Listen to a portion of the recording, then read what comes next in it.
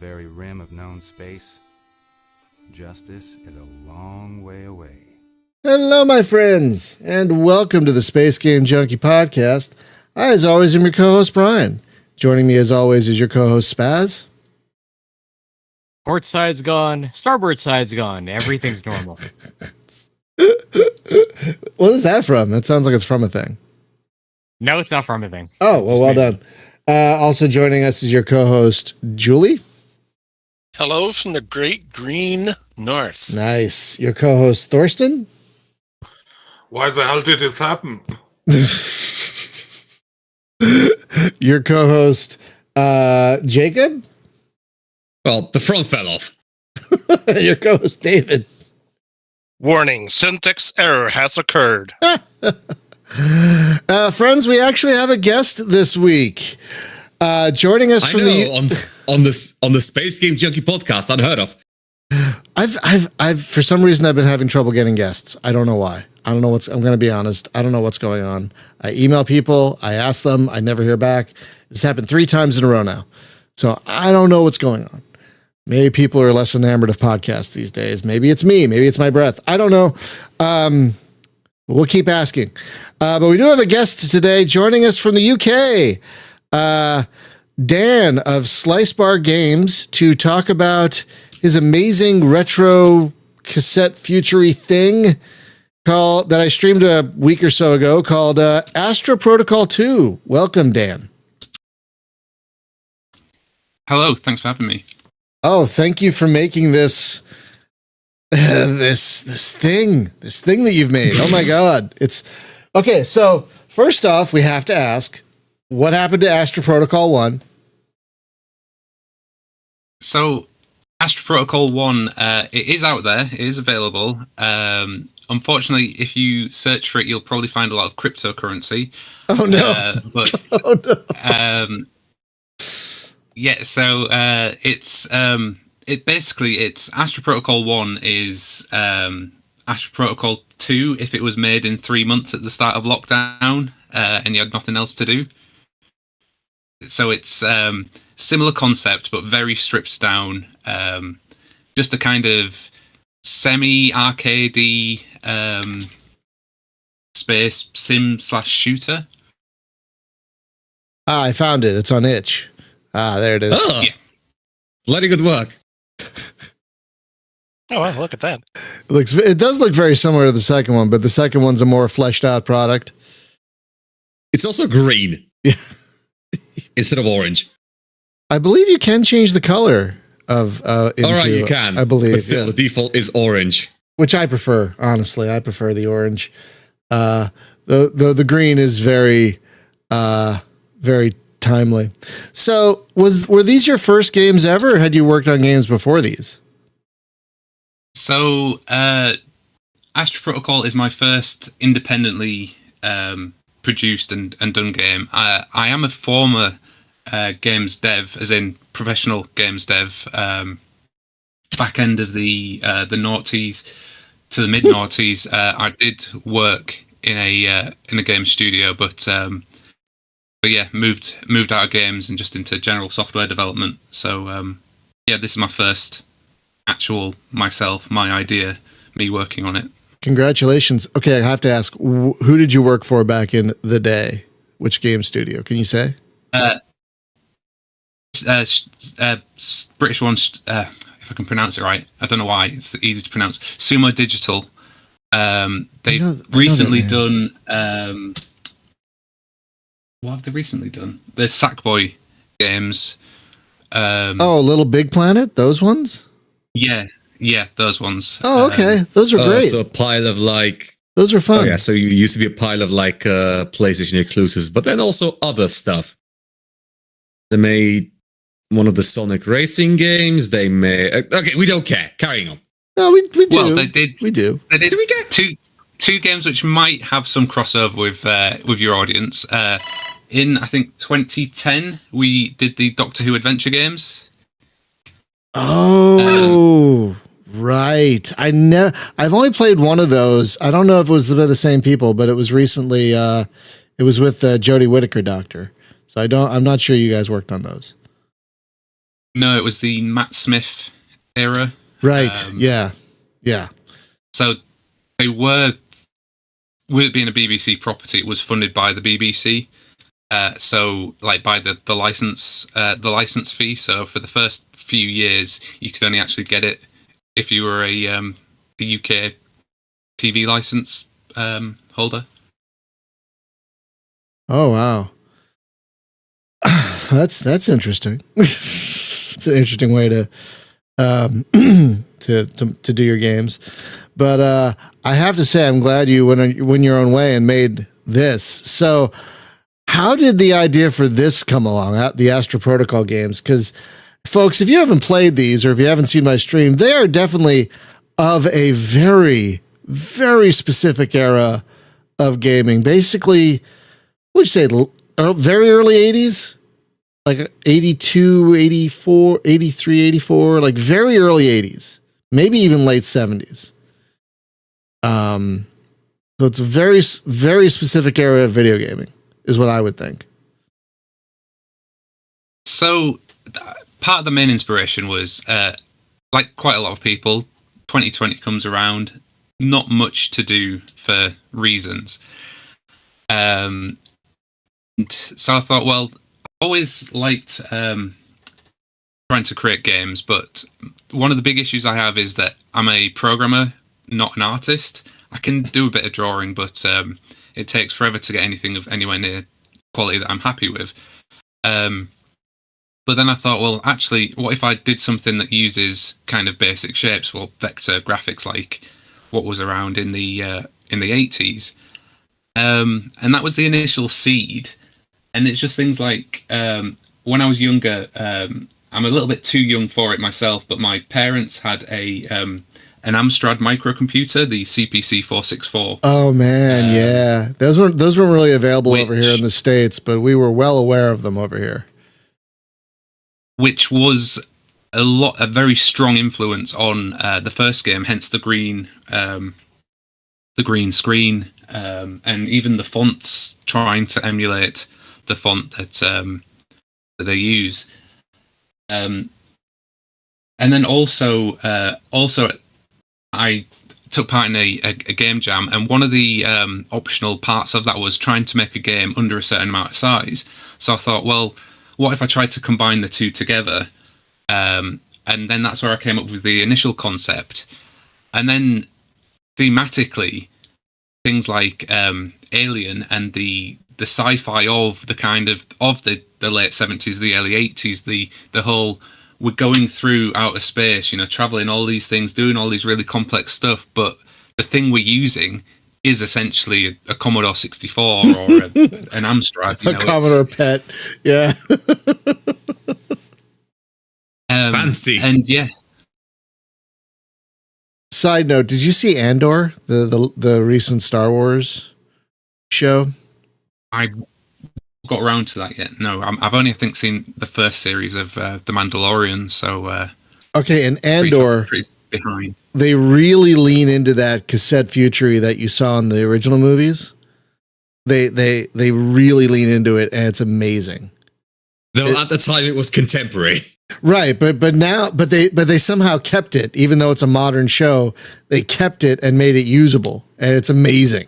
I don't know how they did it, but I'm looking at like, oh my god, they kept that 70s and 80s tech that they were using in the original movies, and somehow modernized it, but still kept it looking the same. So you have these dials and these buttons, and it's like, how do you even use a computer with that stuff?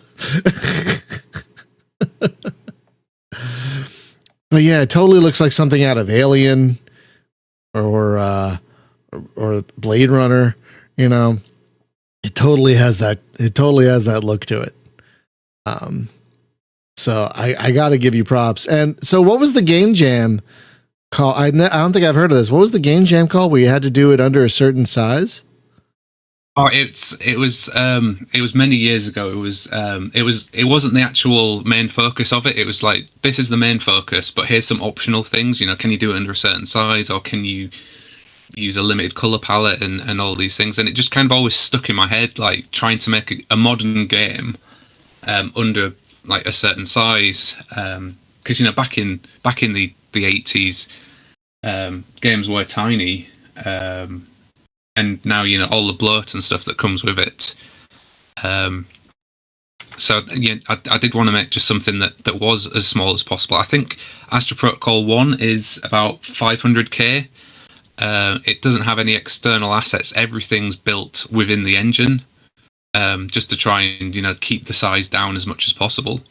And even then, I think I use just like modern coding. If I'd tried, I probably could have even made it smaller. But it's that trade-off between going mad trying to write in assembly versus trying to get something out there and it's fun to play. Okay, can we get an Amiga version and an SG version of the game? I mean, it's, Please don't. Oh, no. guys, it's smaller than 500k. Yeah, do it. See, what I'd like to know is, I mean, you've explained your inspiration for the whole thing, but obviously, I mean, is this who do you see as your target market? And what do you really like yourself about this game? It's like, what's the attraction to this style of gaming? You personally? Yeah, so that's the thing that I didn't initially think that there was really much of a target audience for it. It was very much, I think, I did a screenshot and I just posted it around a few of my friends, and one guy said, oh, that looked pretty cool. And I thought, well, during lockdown, I've got nothing else to really lose. I've got plenty of time not doing anything, so I'd run with it. And then I just put it up on Itch, and it got a bit of attention. And because I kept the scope small, there was a lot of features which were cut from it, and these ideas were all just like rattling around in my head. But at the time, I didn't even know that cassette futurism was a genre.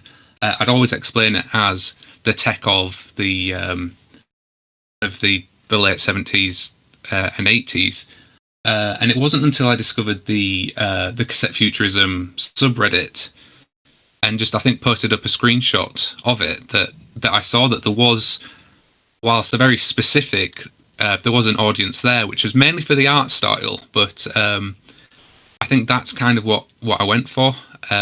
Doubled down on it, worked on it, and so that's the thing. I think it's very much those that that like the aesthetic and even just the experience of it.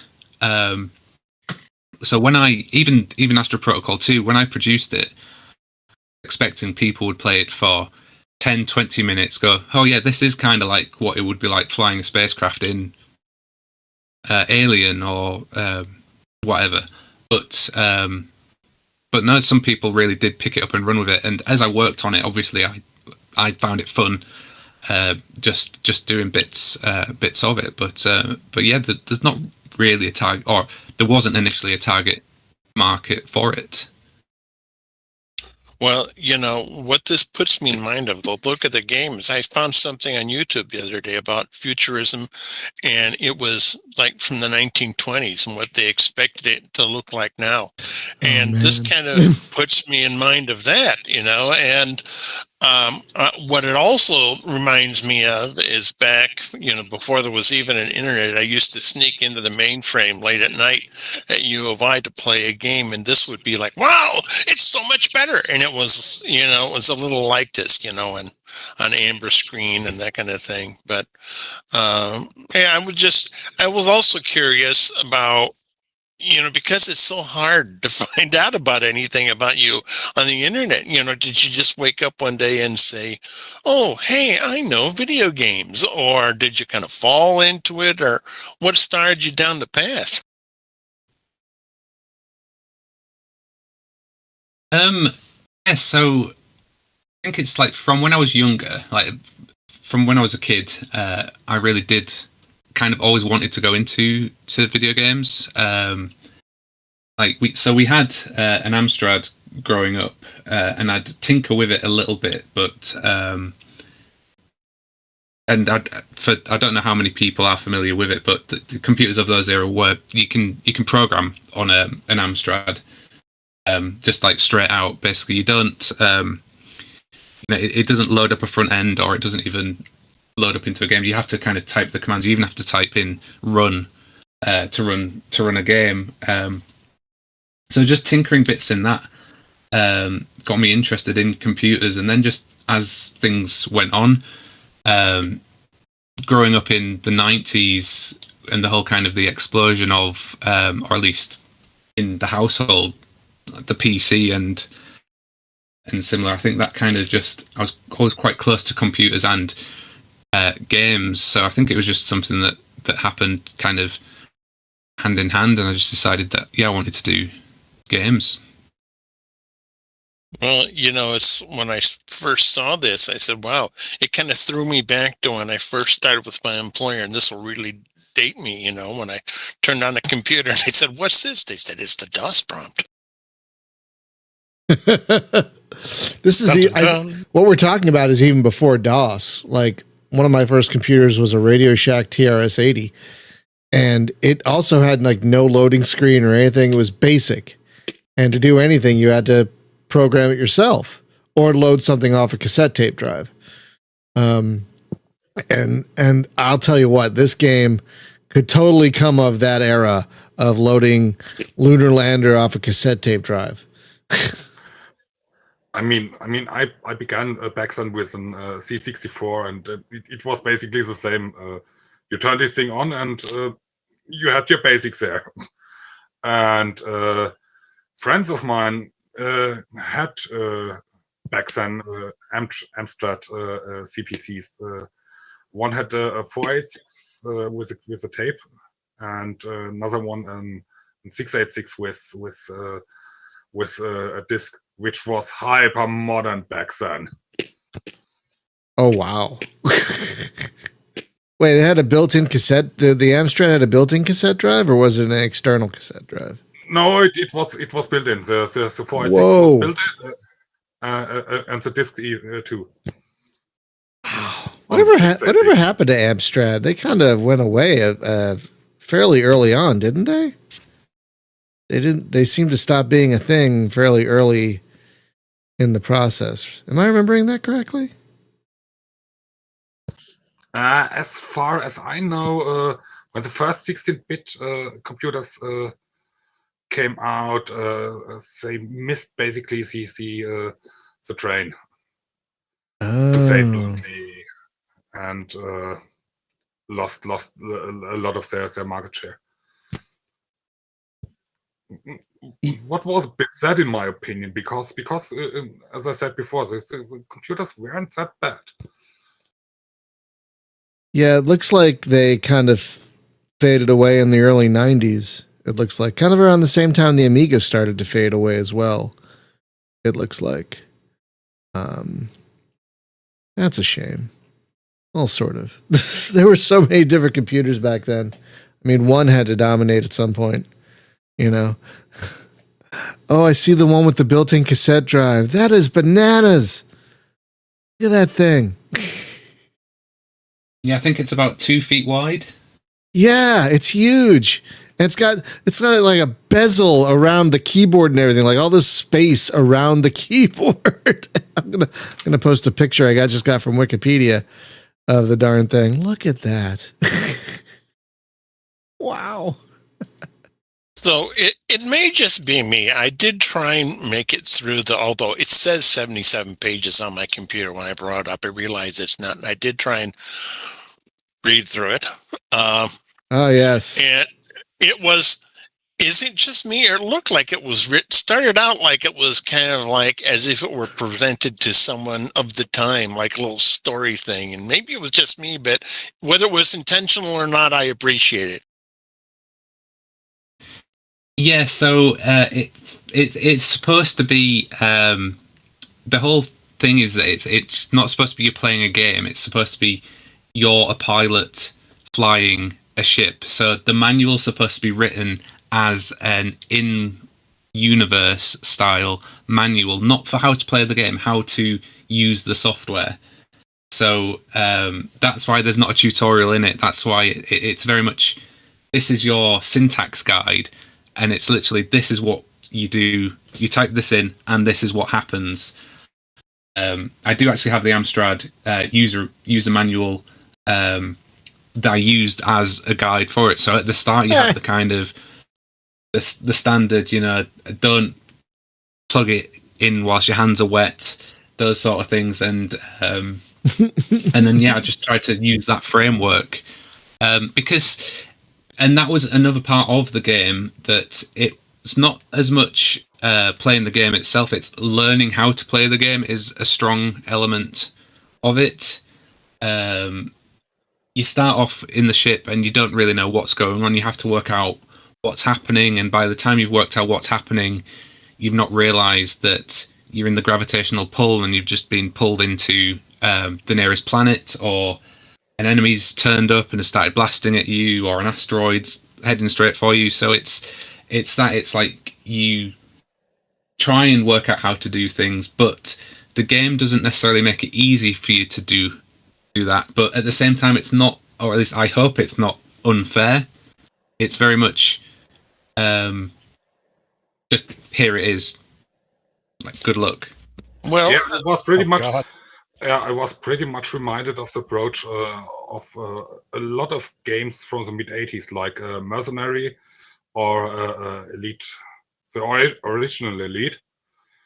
Those games published by Firebird, and like Cholo or similar games. So that's pretty cool. did I miss it, or when I logged on and started getting all these like warnings about impending crashes and whatnot? Is there actually some place where it refers to the manual? I had to go online and say, Brian, help, I'm lost. So I think it is very much, you just work out, like, this thing keeps happening. Why does that keep happening? Yes, this is why it happens. So yeah, a lot of it's not explained as such, but it's meant to. The idea is supposed to be, you're a bit lost to begin with, but you slowly start putting the pieces together and working out how to do things, or what keeps happening. Since the initial first patch, I have added in a few pieces to try and help out, such as when you do get a game over screen, it explains the reason for why you got a game over, rather than it just suddenly happening. Wait, that wasn't in there before? It didn't tell you why you died? What happened? No, it, like I said, in the I wasn't expecting people to really play too much of it, which is when I got a request for people to say, like, could you put in a save game? I was like, people are going to be playing it for 20 minutes. Why would you need a save game? I didn't expect people to want to do that. But now, just looking at, I've seen some people have put, 10 plus hours into the game, which for me is. I mean, I can sink that into it because I'm playing, I'm enjoying it, and I suppose other people are as well. But like I said, when I started it off, I wasn't expecting there to be a market for the game, so I was, I'm surprised some people just seem to have fallen in love with it, which is, for me, fantastic. It is really cool. No, it is utterly fascinating. Because again, it harkens back to a very specific era that is almost completely lost these days. Like, you don't see games like this much anymore, except in like interactive fiction, maybe, stuff like that. You don't see a lot of games like this anymore. And so and it's plus the game for insane people, and I'm here, so clearly there's a market for it. Hey, should I help you with that, Jacob? What? Yes, add submarines to the game. This is where I won't ask my usual question, but I will point out that It would fit on the Switch. I don't know about the controls, though.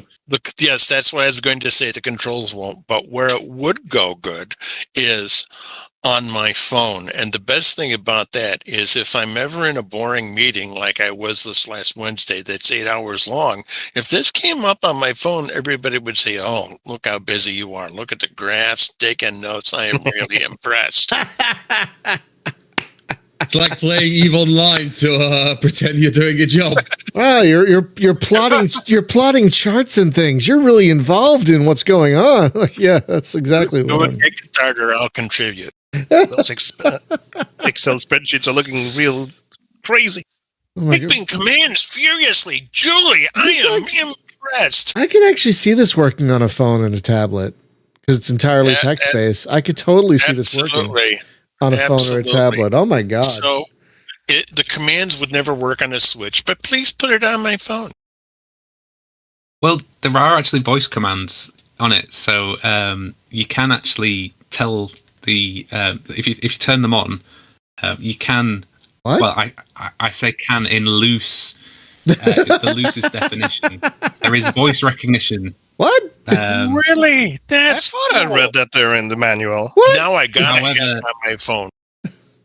The biggest of caveats is that it uses just the standard Microsoft Windows voice recognition, so not the Cortana, not the good voice recognition, the very basic bare bones stuff. So it half the time it doesn't understand what you're saying, or it'll just construct some sort of crazy sentence, to such an extent that realistically I would have dropped it. However, I gave it to a few people to try out, and they just had such a good time just trying to control the ship and just seeing what it thought you were saying. Oh my God, to that's try amazing. and do things. So I can actually put it on my computer and scream hard to port on it? I think. Yeah, I don't know what it'll think you're saying, but you can definitely you can definitely do that, and it will. You might get something. you might get a syntax error, but yeah, you can. It sounds like I read the manual. The bay doors. I read the manual, and I somehow that didn't click with me that that's a thing you could actually try. That's oh my God. I was too busy being distracted by the god awful text to speech that was assaulting me every time I opened the game. Because guess what, Mr. Developer? The text to speech defaults to the default on your computer, which is determined by your set language. Oh no. Oh, so the game tried to speak to me in Polish. So is this going to be like in some places like the routine two Scotsmen stuck in an elevator? Yes. So wait, what was it? Can you repeat in Polish what it was saying, Jacob? It was reading out like the English in an awful Polish accent. Could you give us an example? I would love to hear this. No, because I would get kicked out of school. I am studying translation and localization.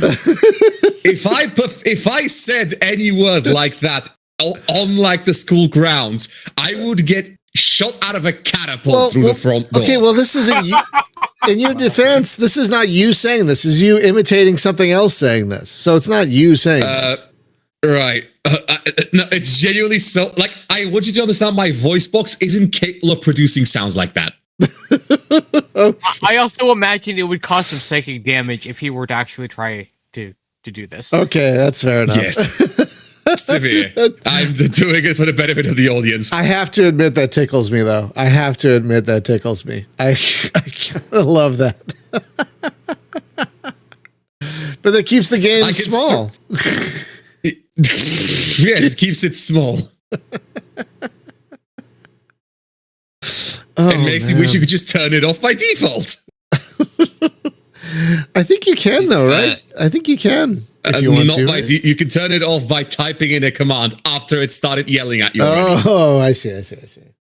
In the 1.3 patch that I'm currently working on, you can both turn it off at the start in the config, but then you can also pick the voice. Oh, good. So, nice. I like the config thing. You kind of snuck it in there. You need a little bit of. You need a little because I never used the Steam thing where you open the properties and you add a command to it. I never used that until this game. Real fancy. I never used that until this game, and I've been using Steam for I don't know how long. I understand the effect, but I got a headache almost immediately. So thank God someone was there to say config. Yeah, I too need to turn off the flicker. It wasn't good for my eyes either. Yeah, it was that kind of initially when it was conceived, it was just this is an experience. You don't really have a config.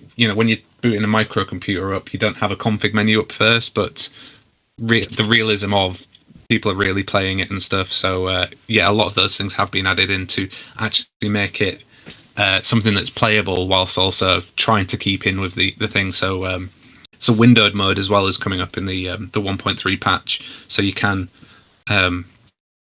shrink it as well if you do want it windowed, or as they are currently turning off the flicker and ghosting and all those sort of effects. Oh, windowed mode will be great because then you could read the manual, the questionably helpful manual. I'm going to tell you, sir, one, I love your manual. Two, I love how it's not the most helpfully written manual. And I kind of feel that's intentional. Because, again, it's written in universe. So... Yeah, there's a lot of stuff like that. So even things as well like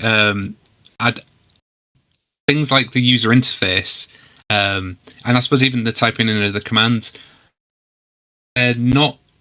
So the whole back in the 80s, I suppose there wasn't as big a field, or even I'm not even sure if there was a field at all of the whole user interface and user experience. Oh, there was. I could tell you for certain there was not. there was very little thought. I don't even think UX was a term until the last 10 or 15 years.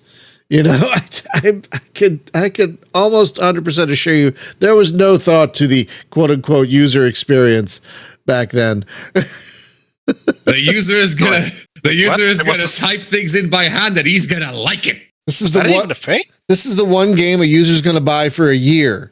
So let's throw this stuff at them and they'll figure it out. They'll figure it out eventually or get bored.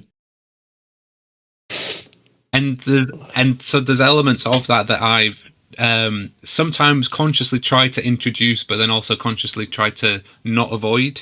So not avoid. Things like if you were designing it in a modern form, there'd be things might be laid out a bit better, or text explaining what stuff means, but that's deliberately not been there because it's to try and emulate elements of that. One other thing as well is that pretty much everything's designed to be in not consciously, but everything's in British English because I'm British, except for the stabilize command, which actually uses a Z instead of an S. And it's things like that because even so that's why I had no trouble, because I'm already used to British English. And write stabilized with an S. Oh, jeez. Yeah, and so it's just things like that I even, to some extent, wanted to try and use that as an excuse if people uncovered a bug. There's a bug here, and to some extent I wanted to just lean back and say, like, in the 80s you would have had a bug in there, but obviously you got to draw the line somewhere. You can't just release any old piece of rubbish and just say that's what you would have had in the 80s. Oh, God. And if you had a bug in the 80s, that was pretty much that. Like, that's it. Yeah, no such thing as a patch. At least not in the early to mid 80s. No, I mean, unless you did it yourself. Patches did start coming out in like the late 80s, but like, oh God. The way you got a patch, if I remember back in the day, is you had to first you had to be sure to register your game, because when you bought a game and had a little postcard in there, you got to register, and then they'd know you'd own the game, and then they'd mail you a thing. Hey, you want a patch? Yes, I do want a patch. Okay, send us $2 for a floppy disk. Mail you as in via the post box. Exactly. We will mail you a disc with the patch on it. But that didn't come about until maybe the late 80s, even. Yeah, very late 80s, because it was what you see is what you get with most games, and and very rarely would you find an updated version unless they did a re-release. Yeah, the gold version or whatever, you know. Like I think that's how I got a patch for Red Baron back in the day. Was I had to they mailed me about it. So this is going on a slight tangent to that. Because stuff ran off a cassette back in the 80s, I know that at sometimes, the BBC, I think at late night, would sometimes actually just be able to just like put out a sound that it'd be like, right now, record, like press record on your tape player, record it, and then they'd essentially send software like that. I think it was on specific. I have heard about this. What? I've never heard about this. Oh my god. True, it's true. Really? They would play a sound, you recorded that sound on the tape, and then you played that tape back in your computer to run a program. I've heard of it. That's real fancy. Wow. I believe it. I mean, that's how I guess they came on cassette tape to begin with, but I've never heard of over-the-air broadcast of a program. Like, wow. Wait, are you telling us that was really a thing? Yeah, that was really a thing back then. Wait, could you pirate games from pirate radio? I guess. I've heard that happened. Oh my god. Oh. Man, you'd have to have a really clean signal, I think, to be able to, because tapes are pretty notorious for predation and stuff. But yeah, I believe that. I mean, I want to say I wasn't around at the time, so don't say what I'm saying, count what I'm saying as fact. But I recall seeing and hearing of this. I completely believe it. No, I'm old enough. I can confirm this. Oh, wow. I'm glad there are people who remember all this. You know, I'm glad there are people who remember all this stuff. Because, side note, tangent again, video game preservation is such an important thing. And the fact that, and we're not always going to be around to remember this stuff. So it's good that people are, I'm happy that there are people around preserving video games and keeping this history.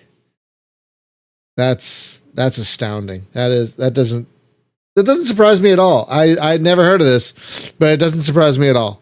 It's amazing. So back to Astra Protocol 2.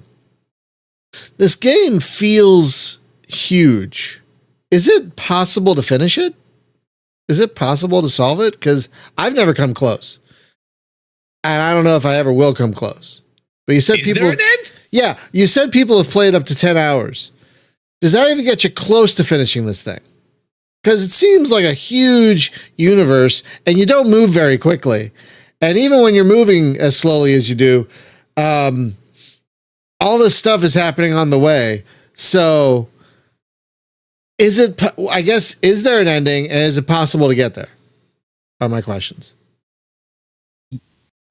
Yes, so there's a ending of sorts. There's a story element to the game, but it's a very light story. Again, the idea when you played it was just literally just have fun. You're in outer space, go explore, do what you want.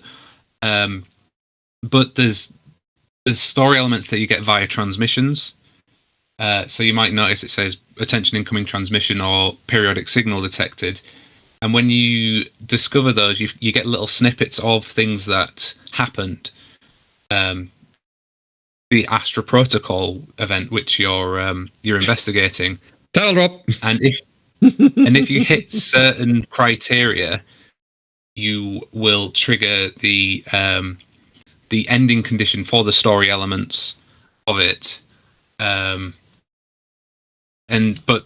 again, that's just kind of just a little bit of a motivation to get you to keep flying and exploring. It's not pertinent to playing it. So, and once you've triggered the end condition, the game doesn't end. It just that event happened. You can carry on. You if you can want keep going. Wow. Yeah. So how long would it take if someone knew the game?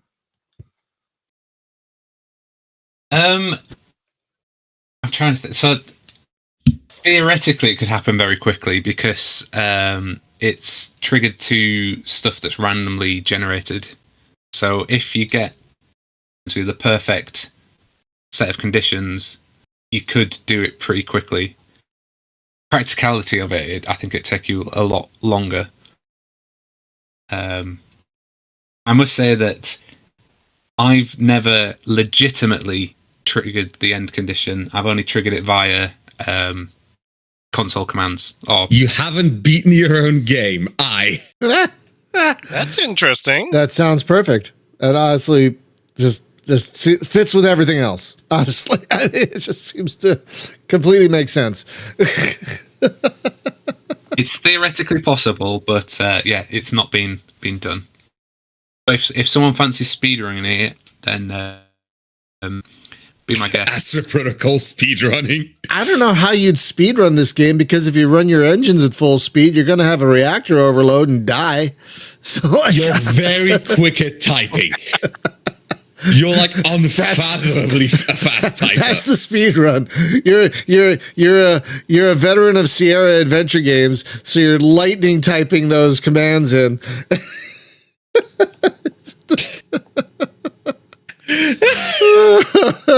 It's like typing of the dead. Or that typing of the trying not to be dead. Oh man, yeah. I mean, I grew up on Infocom games. So, yeah.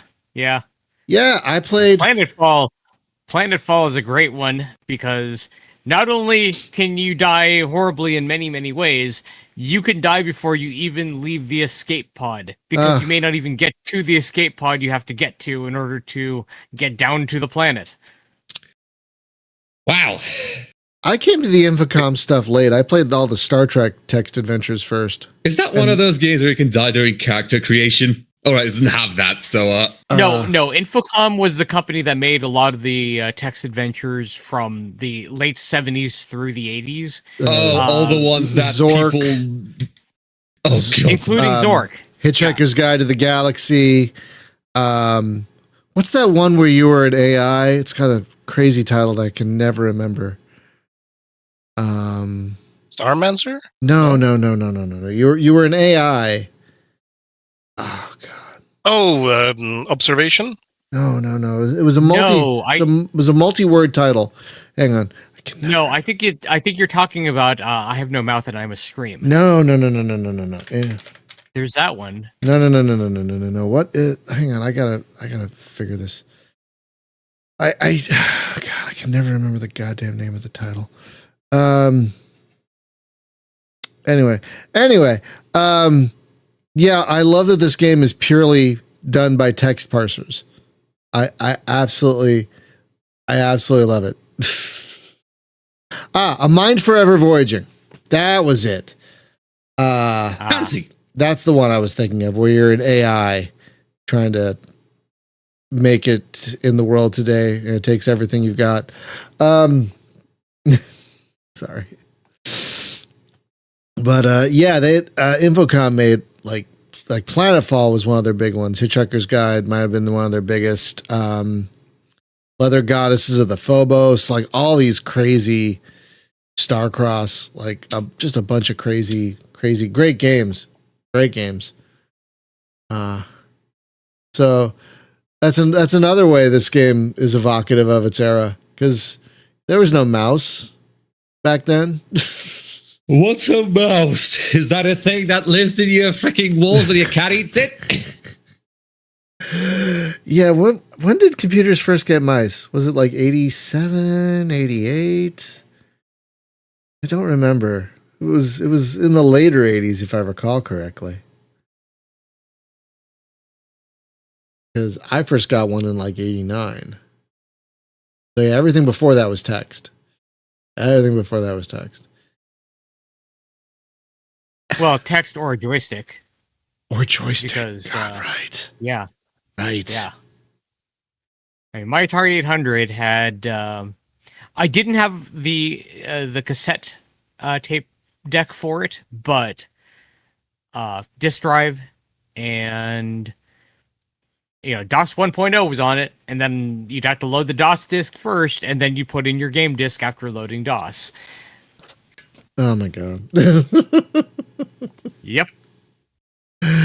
Oh, those are the days. At least on the computers I had, DOS was kind of built in, so I didn't have to. Our sound is cutting out. Oh, maybe mine, perhaps. I don't know. Might be the internet. Might be the Twitch internet. being. It might be the internet because from where I'm sitting, everyone sounds great. So I don't know. Or solar radiation. Solar radiation. Yes, maybe. Leather Goddess of Phobos 2. Yeah, that was also them, I believe. Oh, yeah. Max had mice in 1984. Thank you, Jose. So I guess that's when mice started being a thing. For Max, at least. I don't know when PC started getting them. Because that's what matters. Anyway. So how big is this game? Because I've never gotten that far. And it looked, and the coordinates are these huge numbers. So is this like a giant galaxy we're talking about, or is it just not that big? It just feels that big. So the limits are going to be the maximum size of a double point number. So huge, or whatever your computer can handle. It's not designed with boundaries. If you fly out of the system, it'll generate you a new system. Oh wow! Like I said, it doesn't really have an endpoint. The universe is sort of designed within our solar system. I've had to scale some of the sizes down just because obviously those numbers are huge and not doable in a computer. But yeah, I've tried to just make it kind of vast and stuff. But yeah, it won't take you 7 years to fly between planets, or at least in most cases it won't. Maybe if you hit the right conditions, you could maybe fly for 7 years and then hit a planet. But yeah, it's the game itself. There's high elements of randomly generated, but then within real world to some extent physics. So which meant that it was relatively easy to develop because there was no real thoughts about, right, well, we need to put a planet here or we need to put this there, which can mean that at some points, if you end up with essentially some bad rolls, you can end up flying through dead and boring space. But I've tried to incorporate, especially in this new patch, elements to try and at least keep it interesting to some extent. But you can be at the mercy of your random number generator. Fair. But yeah, like I think the first time I played it, or the second time, I think the first time I died in like 2 minutes. But the second time, like it was relatively a fairly easy trip. And I think I lasted all of 20, 30 minutes, which felt so long in this game. Like how people can play for 10 hours. How do they survive? I don't understand. But apparently you can. Also, apologies. It happens. It happens. No worries. So what did you use to program this even? Like obviously not Unity or whatever. What language is this in? It's in C# and it uses WinForms. So again, I don't know how many people are developers, but it doesn't use OpenGL or DirectX, or at least not directly. It uses GDI Plus, which is the very basic drawing system that that Windows can use. So theoretically, this will run on I think Windows XP. a minute. I'm not sure which. I'm not sure which the last supported version of .NET 4 XP is, but certain elements of it might be tweaked to be able to do that. So like the 3D graphics, the 3D maths uses a more modern. I say more modern. I think like 2012 library. So certain things would have to be done to make it that. But I believe that it should run on potentially XP, because I think XP supported. I think the furthest .NET is .NET 4 point something, which I think is roughly about what it uses. I've not tried, but yeah, it's like I said, it's not using any fancy engine. It's that, which is part of the reason why it's so small, because it uses what's essentially it is just a Windows desktop application. That's amazing. It's amazing you can make such a deep game. I mean, that's an older language, right? C#. That's one of the older. Am I remembering that correctly? I think it's Not about exactly. 20 something years old at this point. So it's not the really old ones, but I'll just have a check. But it's needed if you want to use Unity, because Unity uses C# as language. Yeah, it's 2000. It's from. Wow. I thought it was older than that. Maybe I'm thinking of C++. Maybe, because that's even older. I can't keep track. But I have to say, your game is really an amazing thing, and I think gamers, both young and old, would really get a lot out of experience, because it is an experience. It really is an experience. It's not just a game. It's almost a time capsule. You know, it's an experience of, this is what gaming was like. At least a lot of this pulls from what gaming was like in the early to mid 80s.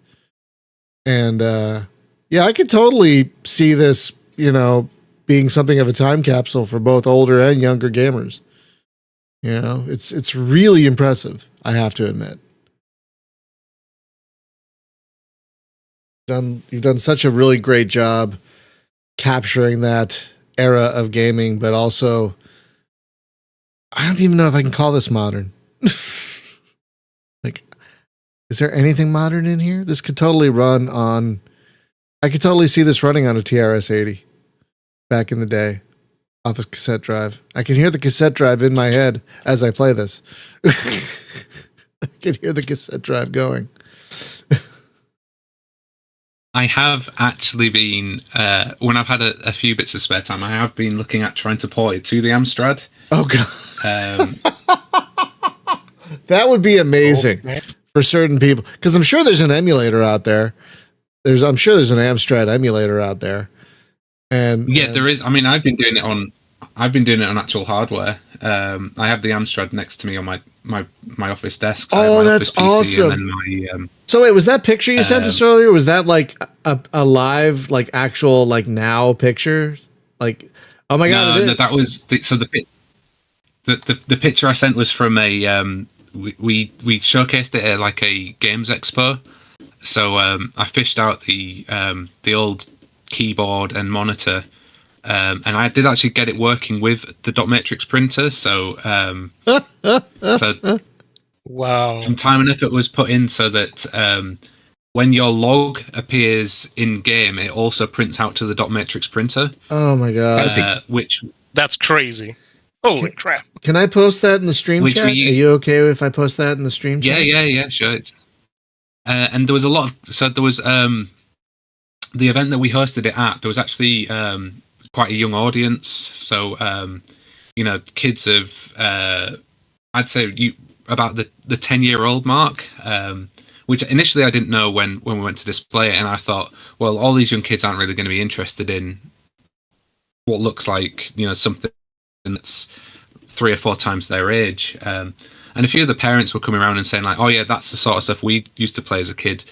But they'd really get into it, and by having the dot matrix printer printing out their log, it kind of acted as a little memento to say like, well, this is how well you did, and when you game over at the end, it prints out your stats and how you did. So it wasn't actually that difficult to get it to print out on the dot matrix. The hardest part was probably trying to get all this old hardware to actually work on a modern computer because of all the adapters and stuff that you need to get it working. Oh, really? I believe it. Oh my god! Because what was that monitor? That's not VGA. What is that? What is that monitor? It's a VGA monitor. Oh, it's a VGA monitor. Okay. I would have sworn it was an even older CRT, but I guess the game makes it look older. Yeah, I think the monitor itself's only about 20 something years old. Yeah, I don't miss those either, Jose. I don't miss those giant 80-pound CRTs either. I'll tell you what. Oh man. No needing to go to the gym. God, I remember my first 15-inch monitor weighed like, it was so heavy and yet seemed so big back in the day. Like I could play an 800 by 600. Oh my God. This is amazing.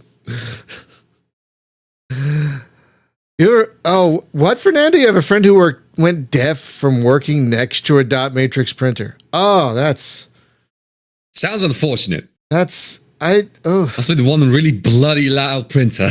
I mean, they were loud, but I never had one that was that loud. I think I had 2 different dot matrix printers, but none of the ones I had. The were worst that part is loud. they're probably still more reliable than modern printers. I say, look at my HP, which is currently non-functional. Oh God, we have an Epson, and it's like, what is it with modern printers and just they're terrible. No, sorry, they're terrible. Tangent. No, we're doing a tangent. This is Fine. printer junkie podcast now. Why are modern printers so garbage? Why is it that every single printer on Earth that's released nowadays is just the complete absolute worst? I'm not even talking about the overpriced ink, because that's its own thing. At least that's manageable with enough money. But the printers themselves don't work. They don't connect via. They have like Wi-Fi. They have like Bluetooth. They have USB connections. None of them work. Yeah. And don't forget to download their app. Yeah, we spent. And when they do work, they don't print properly because they're like misaligned or something. And they show you that you're out of ink when you're not out of ink. The cartridge is full. Yeah, my wife. The printer itself says the cartridge is full, but the printing program insists it's not. My wife and I spent an hour trying to get our printer working because for some reason it forgot because for some reason it lost the Wi-Fi network, and I had to do 80 things to get it reconnected to the Wi-Fi. And once we got it reconnected to the Wi-Fi, it worked. But then once it worked, she had to clean the heads, and she had to do all these other things because like cyan wasn't printing. You know what I found out recently? I have a 3D printer. I have, one of those fancy plastic 3D printers. I have recently found out people have made programs and like software to make those print on paper because they're more reliable. Oh. Yep.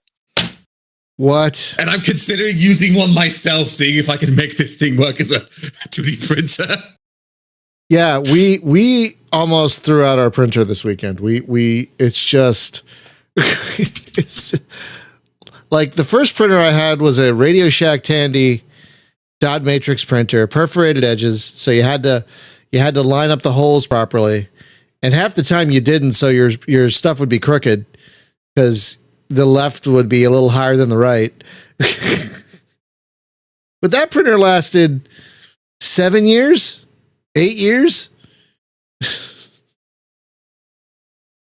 Yeah, I don't know what it is with printers these days. They're terrible. I wish we didn't need them anymore, but sometimes you got to print shit.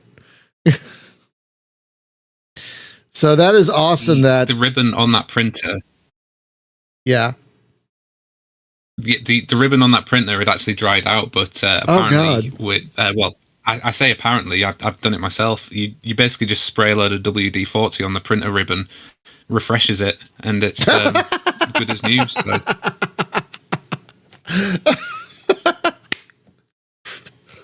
Oh, that's wonderful. Maybe that's what we should do. Just get an old dot matrix printer. Oh my god, I miss that sound. Actually, old school security measures from back when I started was because we have access to proprietary and privileged information. Was once you're done with it, dispose of your printer ribbon properly so nobody gets information off. Printer ribbon. Oh man, printer ribbon. Oh, back in the day when it was just black.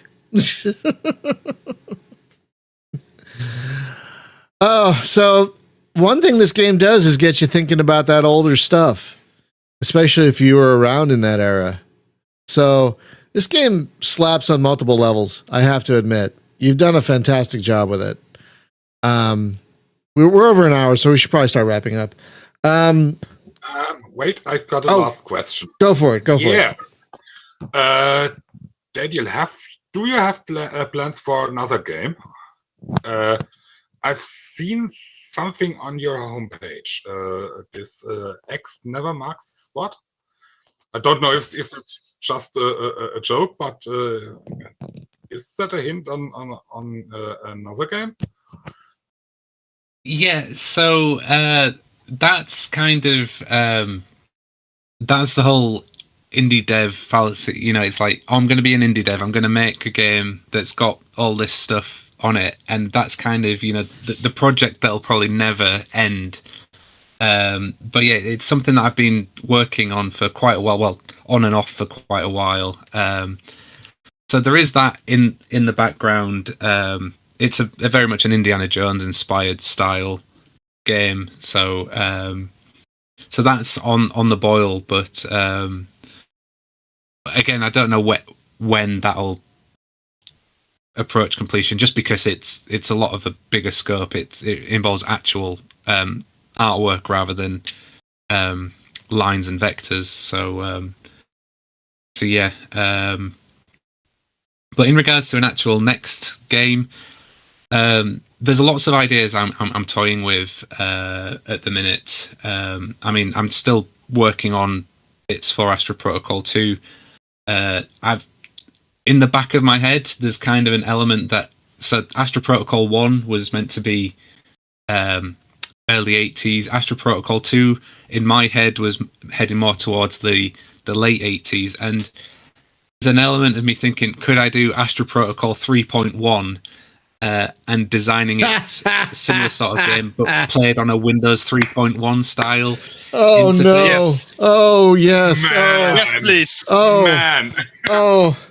Astra Protocol 3.1. Astra Protocol 3.1. I love it so much. Oh my god, that makes me so happy. Just the thought of it. Oh. Even if you never do it, just the thought of it. Makes, and you get a little. Let me drag around boxes. Oh my god. That sounds really cool, actually. Oh, I love Go for it. it. I love it. Please do this. Please do this. And call it Astra Protocol 3.1. You have to do that. I love the idea so much. To be followed up by Astra Protocol Millennium. Which Oh. is No. Astra Protocol Bob. Okay, there you go. Astra Protocol Bob. There you go. Let's do that. God. Oh, Jesus Christ. Oh, okay. So, friends, the game is Astra Protocol 2. It is currently on Steam. You can get the first one on itch for free, but the second one is a much more fleshed out product, so you should probably go in that regard. You can get it. It's what, about $5? $6, $5, $6 on Steam. $6, I think. Yeah. Yeah. It's a steal for the price because this is a huge game. It's a huge game that you'll get a lot of small playthroughs out of. But it's really evocative of a very specific era of gaming that thankfully isn't lost to us because we have games like this to remind us of what it was like back then. You know? So the things we would do without nerds with too much time. Yes. So thank you for being a nerd with too much time, Dan, and making this game. Because it really is terrific. I'm terrible at it. I am absolutely terrible at it, as you can see from the stream. But it is terrific in what it's trying to in what it is actually accomplishing. So, folks, next week we don't know yet. I've offered, like I said earlier, I've offered the next week's slot to someone. I haven't heard back, so we might do a topic. I don't know yet. So we'll have fun regardless. We always have fun here. We love doing this. So that's why we do it every week. So we'll have fun regardless. Just don't know what it'll be yet, but that's going to be next week. And tomorrow we're going to be playing the Power of 10. So that'll be fun. That hit 1.0 a little while back, so we're finally going to be doing that. Dan, thank you so much for taking the time out of your day to talk to us about this game. It is, if you couldn't tell, we are fans of not only the game, but the aesthetic that you're successfully achieving here.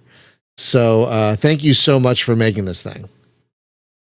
No, thanks for having me. Always happy to talk about Astra Protocol and old tech as well. Yeah, we there are a lot of us old timers who love old tech. So you found the right people. I'll tell you that. Folks, have a great day. Be safe, be well, take care of each other.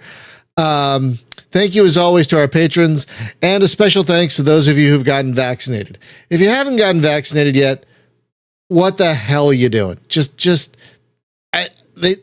go right now. If you haven't gotten vaccinated, just do it already. For God, we're still in a pandemic. It's not over. We're still in a pandemic. So please get vaccinated.